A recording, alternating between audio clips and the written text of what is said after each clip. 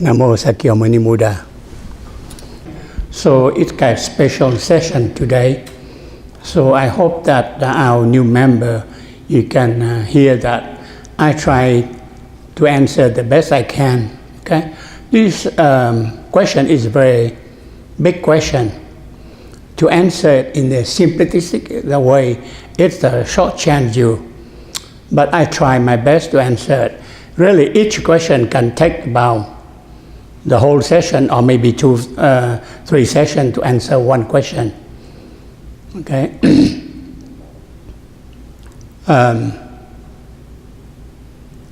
On the Buddha teaching, I just want to remind you, Buddha teach you about this one, 3 ways to study Buddhism. The first one is reading or listening. The first one, that means you gather on the data, on the information, but because you are a human being, you are fairly intelligent yourself, so you have to do the evaluation, do the reflection to see it makes sense to you or no. You don't accept face value, you don't accept like blindly, because Buddhism is one religion that is non-dogmatic religion. That means Buddha or any monk or nun never impose on you. Why we don't do that? Because you respect you. It's a mutual respect. You respect us, we respect you. That's the reason why we ask you to do reflection, to do evaluation yourself, to see what we say, it makes sense to you or not. It's ethical or unethical. It's good or not good. You know, the understanding change of time, the place. So you need to do it to evaluate yourself. After you do evaluation, then if you see it makes sense, you accept it. You accept it, you don't accept passively. You need to study yourself to develop these knowledge. And so you can make your own after assimilation. And then you put into practice. You say something good, like we talk about loving kindness, loving compassion. You apply it to your own life, and you benefit from that, and you can benefit the other people. That's the Buddhism, okay? You don't do just for yourself, you do for other people, and then you have a merit, you transfer back the merit to them, because you're not a selfish patient, you're more or less very altruistic, okay? So now I try to answer the first question. He asked me, how can I tell about what is illusion and what is reality, okay? It's a very difficult question, okay? If you go to that, you have to go to the relativity and absolute, okay? Our mind is an illusory mind, okay? Something you think mind, body, you said our mind, I have a good mind. It's relatively, okay? We have a lot of illusion, like our understanding. It's relative to time and place, okay? Something you say now is correct now. Maybe 100 years from now, or maybe even 10 years from now, it's not correct anymore. You said political correctness, but it's not correct because it changes all the time, okay? It changes, you can see it. You live in this country, you see the correctness in politics, it changes. Okay? So it's very relative. And our mind, even our mind, some people say, I have a very good mind, I have a balanced mind, even mind. It's not true, because we are influenced by our culture, by the bias, a prejudice. So it's an illusion. Okay?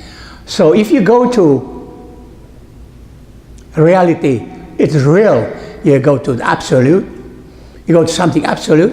If you say something absolute, there are no word, there are no verbalism. There's no thing or no vocabulary to explain the absolute, because you cannot test it. You cannot say it. Some you say it's relative already. Like I say good or bad, it's relative. It's a different point of view, okay? If you say good or bad, who give me the qualification I can judge you to say it's good or bad, okay? And they say, I see good, maybe it's not good to you. And maybe it's good now, this time and place is good, but later on it's not good. So it's relative.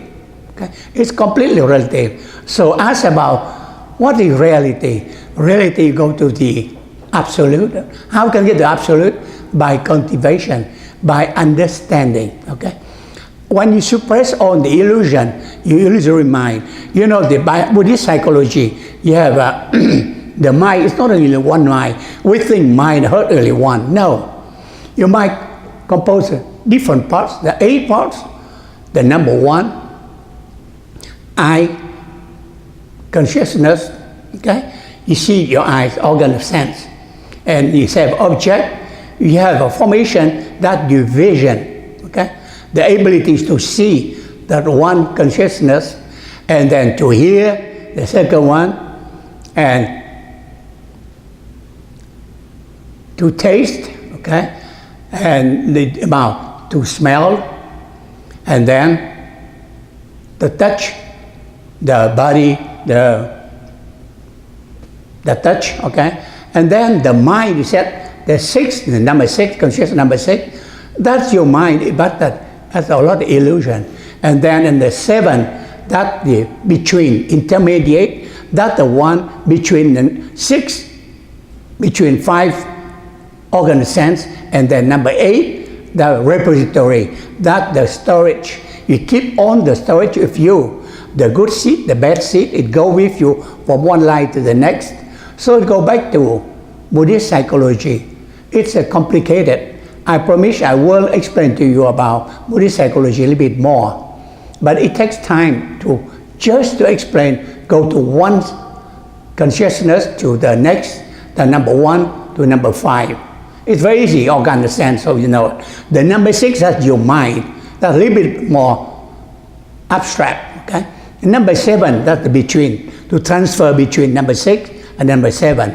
And number 8, that's repository. That's the one who stores everything. So he said, what is reality? Reality is something, go to absolute, okay?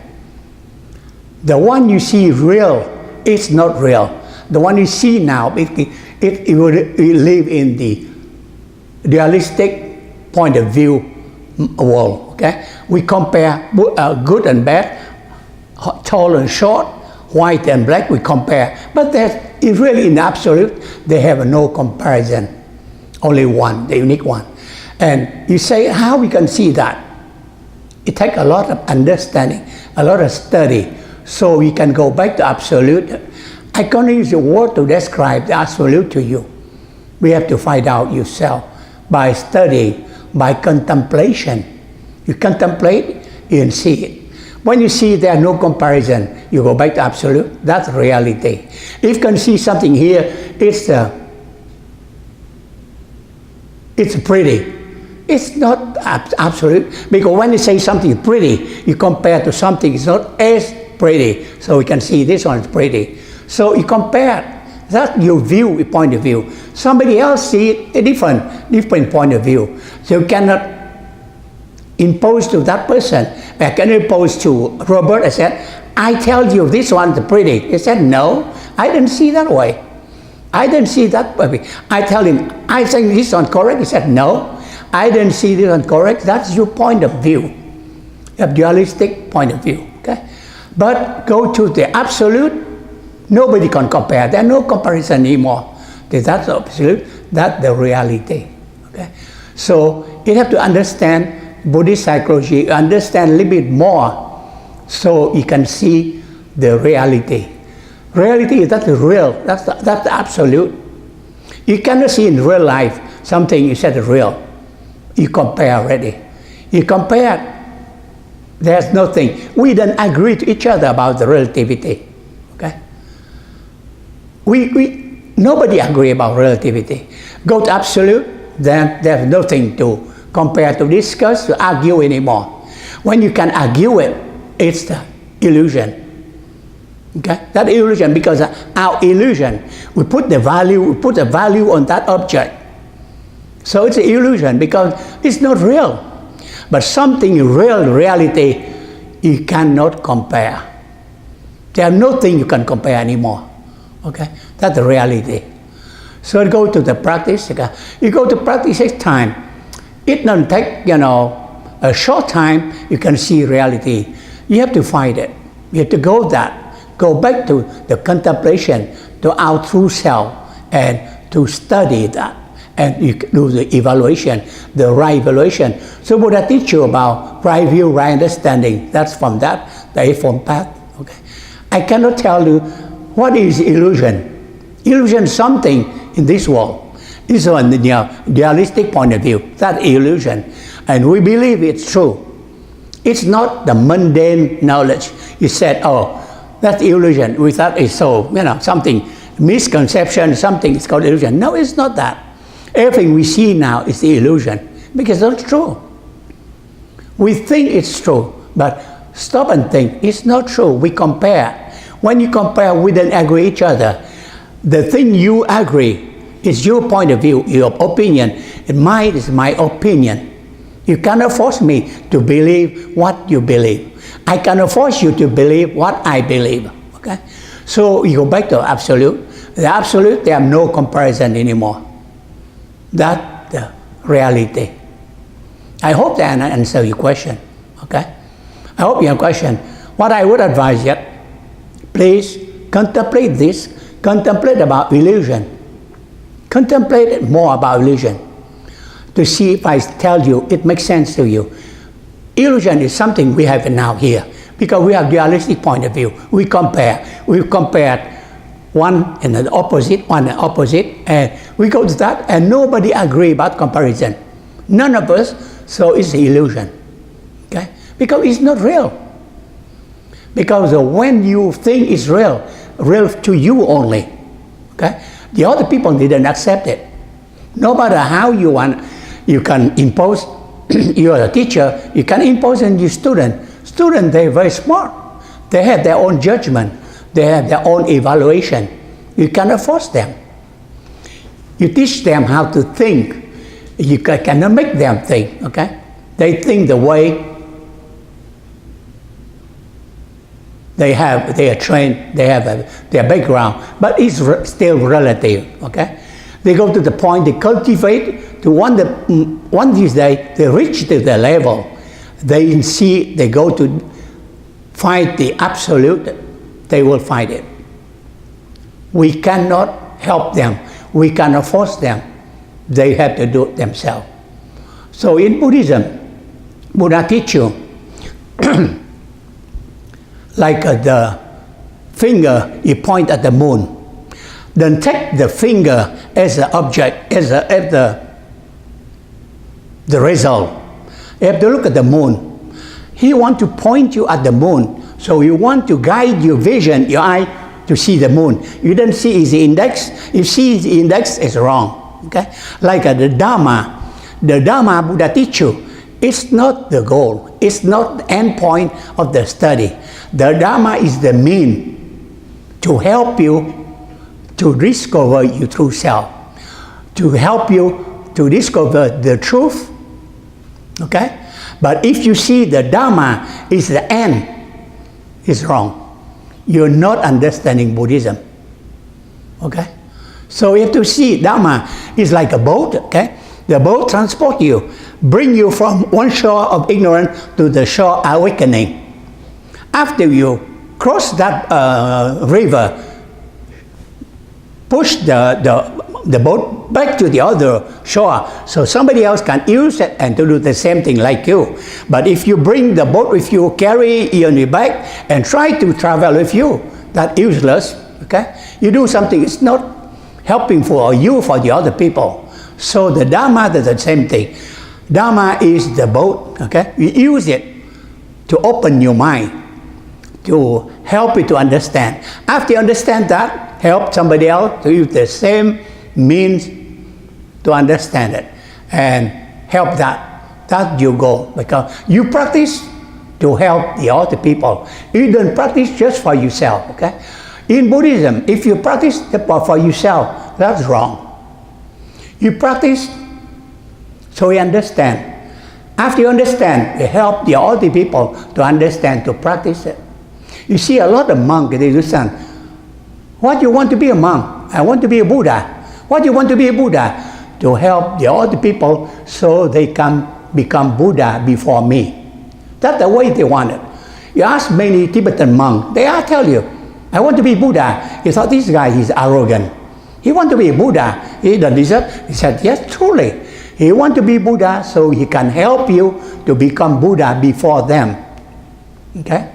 So they put your interest above their interest. Okay? So I want to be Buddha. To make you Buddha before me. And I come after you. So when you study Buddhism the same way, you study what people ask about. Some people, I'm study Buddhism because I want to be happy. Yes, it's true. But you want to be the people, be happy before you. Because your happiness depends on the happiness of the other people. You cannot be happy when the other people, they're unhappy. And see in your family. If you want to have happy family, you have to make all the members of your family happy. If everybody in your family happy, you'll be very happy. Your neighborhood too. If you want your neighborhood to be peaceful, happy, you have to make them happy. If your neighbors, they're happy, your household is very happy. Your nation, the same thing. If you want your nation to be peaceful, happy, you have to practice that. You have to make everybody in the nation happy and peaceful. The whole nation will be happy. Nobody can be happy by themselves. That's, you fail it, okay? So the Buddhism, the same thing. So talking about reality illusion, that's the same. You need to study. You need to contemplate it. It's very important in Buddhism, contemplation, maybe deep thinking. You study something, study in depth, think about that. Think about that. What do you do for? What's your goal you have in mind? Buddha say this one. You have to understand that. The best way to worship Buddha, not to buy flower, to buy fruit, to give money in the donation book. No, that's not. Serve your fellow people. He said that. If you want to worship Buddha, serve your fellow people. Who's your fellow people? Your family, your neighbor, your neutral people, and then everybody. No discrimination, no prejudice. That's the best way to worship Buddha. And who is Buddha? Yourself. The Buddha inside yourself. Your Buddha nature. That's your Buddha in here. Not the Buddha outside. He doesn't exist. He's already gone. Okay? And you worship the statue. That doesn't make sense. We don't worship an object in plastic, in bronze, in cement. That doesn't make sense. Worship your own Buddha, your Buddha nature. Your intrinsic value. You elevate it, transcend yourself. You become a true Buddha. So can serve the other Buddha. That's the practice Buddhism. Okay? It's very noble. Okay? That's one question. The second thing, he asked me, I cannot stop wanting material luxury. How can I end my greed and suffering? Okay? This question is a moralistic question. Okay? You have to see this one. You live in the world, okay? Relative world, okay? So something you consider luxury, it's very relative, okay? But what Buddha teaches, moderation, okay? Like now in real world, you and me, we have a mind, body, we live in this world. You need to have something materialistic to live. Not because if we have a common sense, just regular, we don't go to extravagant way. Somebody like, I need a car to drive, a good car to drive, that's fine. You don't need a Lamborghini or Ferrari to drive. Somebody said, no, I want to drive a Lamborghini. That's not the goal in life, a Lamborghini. If you have a billionaire, right, Lamborghini, but that makes sense. You don't have a road to drive a Lamborghini. How much you can drive? 70 miles an hour, 75 miles. Yeah, 100 miles an hour, you have a ticket. How can you have an accident? You can kill yourself or kill somebody. So it doesn't make sense. So Buddha teaches you moderation. So if you see luxury, it's relative, okay? Just something in life you need to have. Enough is enough, that's okay. Luxury is something extravagant, something really the need, you do it to show up for your name, okay? You want to have a big home, you want to live in a mansion, but what the mansion do to you? You live in it a small quarter. We mentioned mostly the maid, the cook, they live in there. I went to Beaver Creek in Colorado. I see the huge mansion. These people, they never live there. Maybe they drop by there 2-3 days a year. They have a house in Florida, they have in Paris, they have everywhere. So if they have a private jet, they go in there, they stay for a few days. So I enjoy the place, the cook, the gardener. All these people, they really enjoy the luxury. That's a luxury. That doesn't make sense, but because they live that way to show off, okay? They have yachts. So they want that. On the yacht, they hire 100 people to serve them. They go in there a few times a year. They don't go every day. They cannot be in the yacht every day. It's impossible. So that's the luxury. If something we don't need it, it's just the selfishness to show off, okay? But something you call that wanting material luxury is not a luxury. Something very modest. Live with modesty. Know what's enough for you. And you need to have healthy living. Buddha teach you, have a healthy body, healthy mind. Eat right. Eat nutritious food. If you overeat, you get sick from overeating, okay? Buddha teach you, like eat a lot of fruit, vegetable. He teach before because you know that. It make your cholesterol normal. It make everything normal. Eat more meat, more something like that. You drink that, you have it make your body weaker. That's your fault, the exaggeration. So the luxury, I can tell you, is relative. I don't know what you call by luxury. If you have a normal life, it's not luxury. If you compare now, you live in America, you think the thing you have is luxury if you go to Asia, you go to Africa. Yeah, luxury because their lifestyle is very poor. Nobody have a car, nobody even don't have a bike. They don't have bike to go. Mostly they walk, okay? They don't eat 3 meals a day, eat 1 meal a day. And 1 meal a day, maybe eat only a small bowl of rice. Maybe not enough. So with you, you're living in luxury, but relative. So what you want? You don't want material luxury. You know what means moderation. You know what means enough. You protect yourself. You have a healthy life, balanced life. That's okay. That you don't call luxury. When you go to exaggeration, go to extravagance, that's a luxury. Okay? You're a Buddhist person. You know how to do judgment. Okay? You said, Buddha tell me I have a healthy body so I can practice it. I have a longer life. That doesn't mean I want to live long and scared of dying. No, but if I can serve, I can be productive. That's good. You live a long life to serve the other people. That's very good. Buddha, he lived up to 80 years old. That time, the Pharaoh time, 80 is very, very old. The people in that time, maybe their longevity about 20.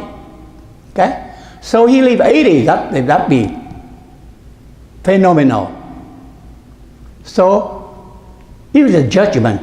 So everything from you, your judgment, the correct judgment, that's okay. So, I didn't say that I cannot stop the wanting luxury. No, just use judgment to see what's the moderation. What's the moderation, okay? Like for example, drinking alcohol. Yeah, in the precept it said you don't drink alcohol. But what it means, this one? Excessively, okay? If you take some medicine, they have a little bit alcohol there, that's nothing wrong. Even nowadays, with the new concept, with good health, some doctor advise you, okay, you drink a little bit alcohol, 1 consumption of liquor, 1 or 1 light beer. Take 1 baby aspirin, exercise, eat more fruit, vegetable. You bring your HDL, the good cholesterol, up. You bring down the LDL, low cholesterol, down. You protect yourself with good health. You don't have a stroke and heart attack. So they can say that, oh, alcohol is very bad. Yeah, if you are a monk and nun, you have a vow not to drink. That's your commitment. But you're a lay person. I live an even balanced life. So I have 1 drink a day. There's nothing wrong there. You see, the The Japanese monk, they drink. They have wife, eat meat, they're monk. But they have a balanced life. Many of them, they're very, very good monk. They call the alcohol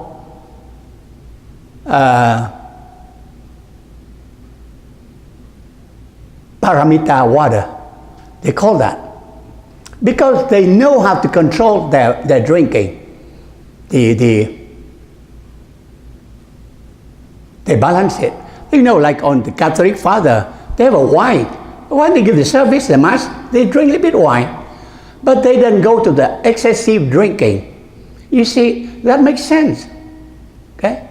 So you study Buddhism with reflection. That's correct. Okay? But if you make the vow, you said, I don't drink, that's fine. That's perfect. You make the vow, you don't eat meat, that's perfect, that's good. But you know that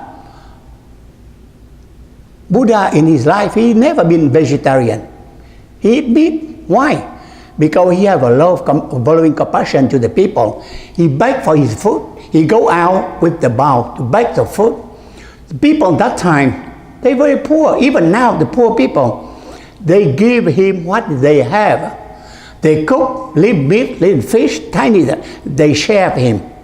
He cannot say, I'm Buddha, I'm the monk, I eat only vegetarian. Vegetarian food is very expensive. Now they even in America, you buy vegetarian food, mushrooms, very expensive. Many other things, very expensive. So they share him what they have. A Buddha, out of compassion, he eat what they give to him.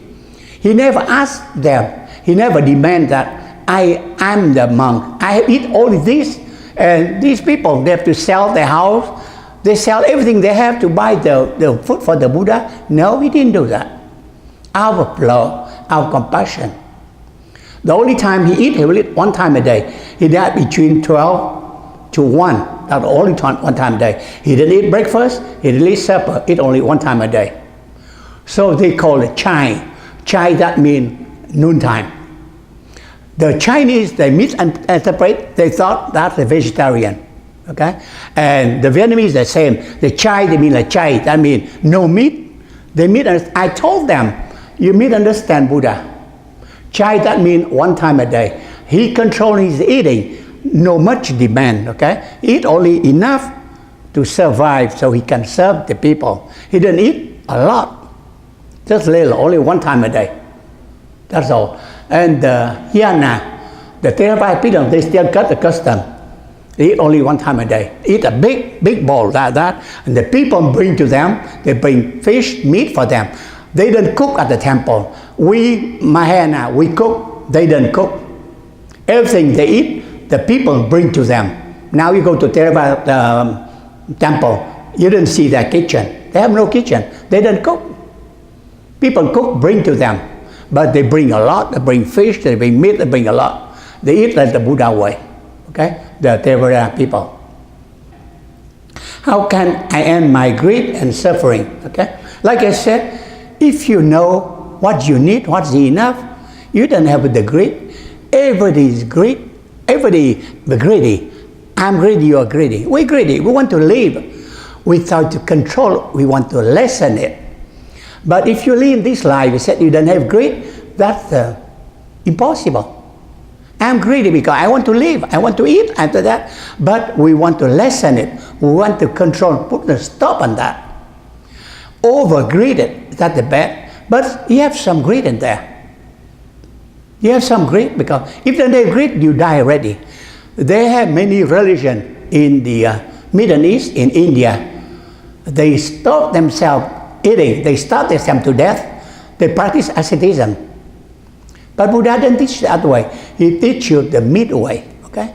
One time, he practiced ascetic, and he's a skin and bone. He almost dying, and then he learned that and said, that doesn't make sense. You need to have good help to practice, and then you can help the other people. He start eating again. But when you eat, he never overeat it. He never asked for luxurious food, for very good food. Just anything people give to me, milk, something very simple, or meat, or fish, something like that, he eat it, that's all. So he said, how I can end my greed? By contemplation. Okay? Contemplation, you think about what really I needed. What really, like I said, okay? You need a car to go to work, that's fine. You're not greedy, but you still need a car. If you don't have a car, how can you go to work? Okay? You need a house to live. You need to cover your head. Yes. I said, if I'm not that greedy, I'm be homeless. I put outside under the bridge. Somebody can kill you at night because you're not safe. So that's the common sense. You have that. You cannot say that greed. If you call it greed, that's okay. But it's controlled greed. If the greed, it's acceptable. Our point of view as a human being. If you go to the absolute, it's not acceptable because you still want something. Because we want it, so we are human being, we sentient being. If you don't want anything, then you get alignment. You go to become Buddha, Bodhisattva. We not go to reach that age yet, that stage yet. So he said, how to control your greed? I said, by contemplation. If you contemplate on the greed, the meaning of greed, and what you need, what the moderation, what means enough is enough, okay? If you know what enough is enough, you know yourself. I cannot judge what's enough for you. Like you make 40,000 a year, is that enough? Yeah, that's enough. Or some people said, no, I don't need 40,000, I need only 10,000 a year. Some people said, no, only need 6,000 a year, that's enough for me. That's you enough, that's relative. Okay? I cannot say you're greedy because you have a lot of bill, you have a student loan, you have something, you have obligation, you have to pay it. So I cannot say that you're over greedy because you want to make 40, 60,000 a year. And I said, no, it makes sense. Because you have obligation, you have to pay a bill to pay.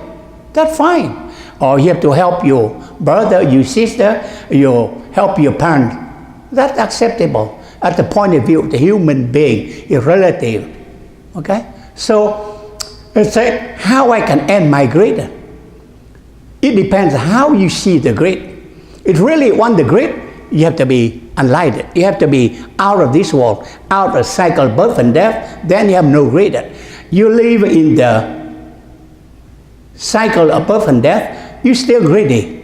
No matter who you are, you're an animal, you're still greedy, but you want to eat. Okay. You tell the dog, the cat, they're greedy. Yes, they want to eat, they have to survive. You said they're not greedy, then they starve themselves to death. That's the only way. Okay? I hope that answer your question. So what did it come about? Contemplation, about self-evaluation. You know yourself. Nobody can impose on you. I didn't tell you how to live your life. You know how to live your life. It makes sense to you. Okay? Buddha teach you. Buddha, he said, you have to use your torch to light your way to go. He cannot light the torch for you. Okay? During the study, he said, light your own torch and light your way to go. And what is the oil and the things that the torch? That's the Dharma teaching. Give that, but you have to use that, your torch, to light your way, to guide yourself. Nobody do it for you. Okay? You do it yourself. Okay? Now another question. What is bodhicitta and how we can cultivate it? Bodhicitta is the full love. That's the love of the man. They practice loving kindness, loving compassion. You might, okay? You get the alignment. You become alignment to get all the people to get the alignment. You want them to succeed before you. That's bodhicitta. Bodhicitta is something very big. You hurt, you big, you hurt it. Okay? That's bodhicitta. The whole thing you have in your mind, you want it for the people to do well before yourself. So you develop the bodhicitta. Bodhi is an alignment. Citta is a heart and mind together. So how we do about that? By practicing love, loving compassion, and loving kindness. Okay? Buddhism is a religion of love. You practice love. Love stops everything. Love changes everything. A lot of people, they don't know what means love. We Buddhism, it's very important for us to practice love. Even now we cannot practice yet, but we try to practice love. Loving kindness, loving compassion. What is loving kindness? You consider everybody and your own family. You love your family naturally. You love your father, your mother, your siblings. You love them. You love a grandfather, grandmother. It's very natural. So you practice loving kindness. But you extend it to you see everybody is your extended family. You see everybody because in Buddhism, we see that we are 7 generations interrelated. Okay? You can be my father last night, you can be my son, you can be my wife, you can be my daughter. We interrelated. So we cannot hate each other. We love each other. Okay? There are no discrimination whatsoever. In Buddhism, we have no discrimination. You see, Buddha, he doesn't discriminate against gender. Women and men wear the same rank. Okay? They have no skin color discrimination. There's nothing you can say that. Okay? Black people, white people, brown people, we are the same. We see say this one, our blood all red, our tears salty, our sweat tastes salty, the same. Our point of view, scientific point of view, we have the same kind of genome. Black people have genome like white people, like brown people, like yellow people. We have no difference. No different. So why we discriminate? So loving compassion. And we extend that, extend family. And then loving compassion. That's we love everybody. They need it. They need help. We love them. That we practice loving compassion. But with respect. You help somebody, then look down on them. Okay? If you help the poor people, the old people, like you help your family. When you help your father, your mother, you look down on them. Hey, mom, I help you, but I don't appreciate you. I don't respect you because you're not good. You're no good. No, you love them. You give them with respect, with dignity. So the same thing with the other people. If you help them respect and dignity. That's loving compassion. Okay? So how you do bodhichitta? Just practice love. You know what means love? That's your bodhichitta. Open your heart, open your mind. That's a bodhichitta. I admire all of you. All of you have come here with a lot of sincerity. The only thing in Buddhism we have to practice sincerity. We practice to improve ourselves. Buddhism is a system of education, self-improvement, self-elevation. Nobody can elevate yourself except yourself. Nobody can stop you except yourself. So everything depends on you. Okay? You are the author. You are your own creator. Okay? You do it to yourself. Do yourself a favor. Elevate yourself. Because inside yourself, you have something very precious. That's the Buddha nature. That's your true nature. If you don't call Buddha nature, you call awakened nature. You can call your intrinsic value. You can call something above your genome. Something very, very, very precious. Some people said, I don't know what you mean called by Buddha nature. Ask the people, 50 years before, 100 years before, you tell them about genome. They don't know what means genome. They don't believe you. Or some people, they don't have education.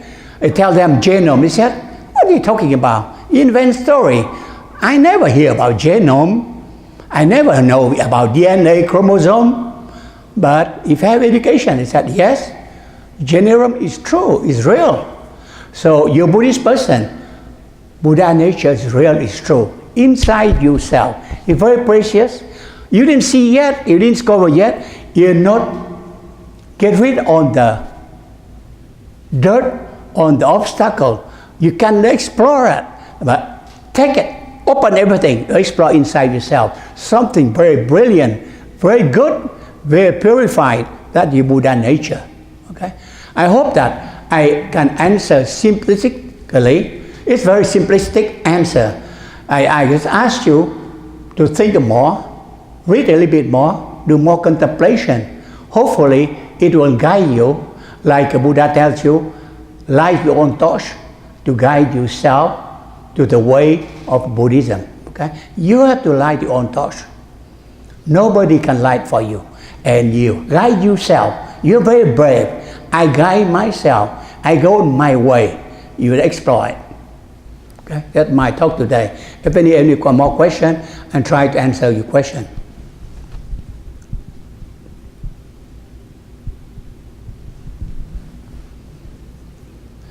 If have no question, we transfer the merit and we go to chanting. Namo Sakya Muni Buddha. Namo Sakya Muni Buddha. Namo Sakya Muni Buddha. Any positive karmic action we accomplished today, you want to transfer the merit to everybody and wish them the alignment.